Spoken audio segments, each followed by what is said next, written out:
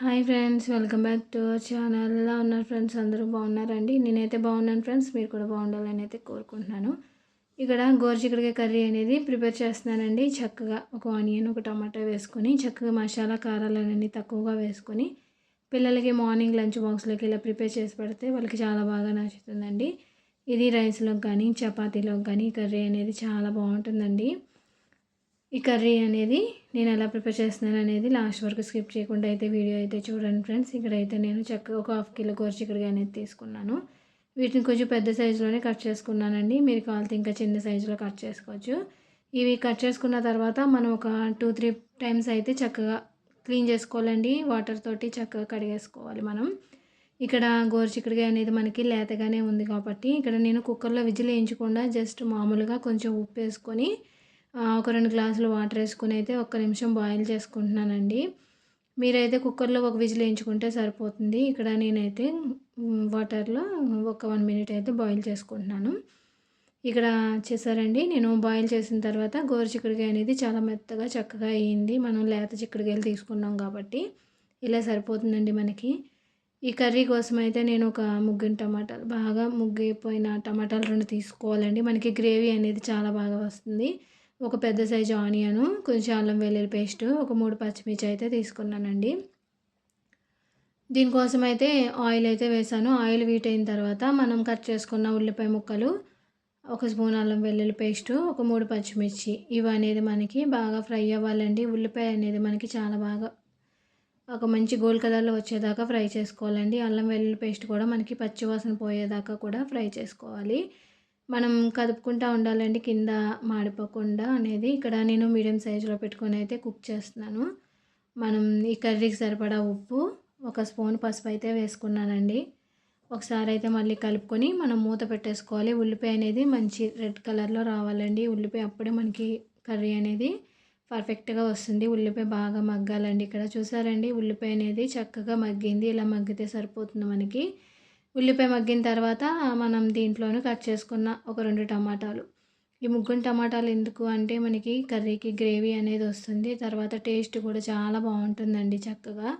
ఇక్కడ టమాటా ముక్కలను కూడా దీంట్లో వేసేసుకొని మనకి చక్కగా మెత్తగా అయ్యేంత వరకు కూడా దీన్ని కూడా మనం కుక్ చేసుకోవాలి. టమాటా అనేది కూడా, టమాటా మనకి త్వరగానే అయిపోతుంది కదా ఫ్రెండ్స్. అందుకని ఇక్కడ మూత పెట్టేసుకొని మనం టమాటా అనేది బాగా మగ్గనివ్వాలండి.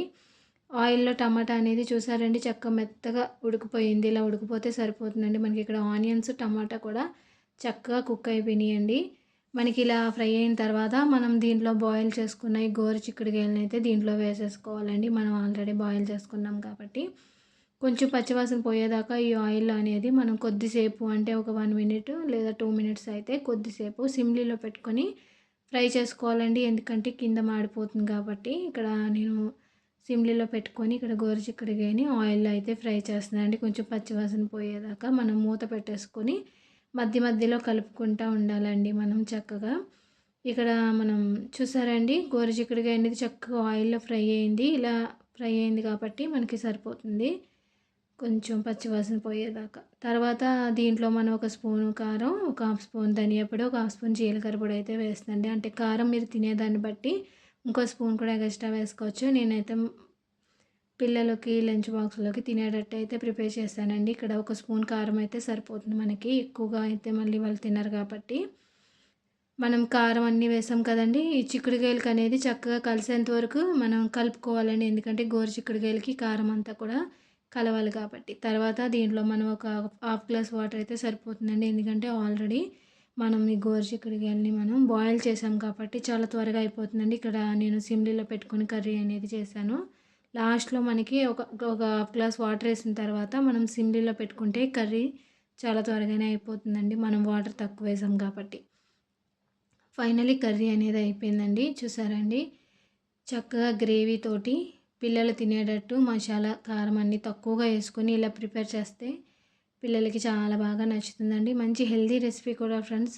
చాలామంది తిన్నారు పిల్లలు. ఇలా చేసి పెడితే చపాతీలో కానీ, రైస్‌లో కానీ చాలా బాగుంటుందండి. మంచి కలర్ఫుల్గా ఉంది చూసారా ఫ్రెండ్స్, కర్రీ చాలా బాగా వచ్చిందండి. పిల్లలకి మనం చేయాలనుకుంటే ఇలా చేసి పెడితే వాళ్ళకి బాగా నచ్చుతుంది. ఓకే ఫ్రెండ్స్, నేను ఇక్కడైతే రైస్‌లోకి తీసుకున్నాను. చపాతీలకు కూడా ఈ కర్రీ చాలా బాగుంటుందండి. ఫైనలీ నేను చేసిన ఈ గోరు చిక్కుడుకాయ గ్రేవీ కర్రీ అయితే ఎలా ఉందో ఖచ్చితంగా అయితే మీరు కామెంట్ చేయండి, లైక్ చేయండి, షేర్ చేయండి. మన ఛానల్ని అయితే తప్పకుండా సబ్స్క్రైబ్ చేసుకోండి. Okay friends, bye.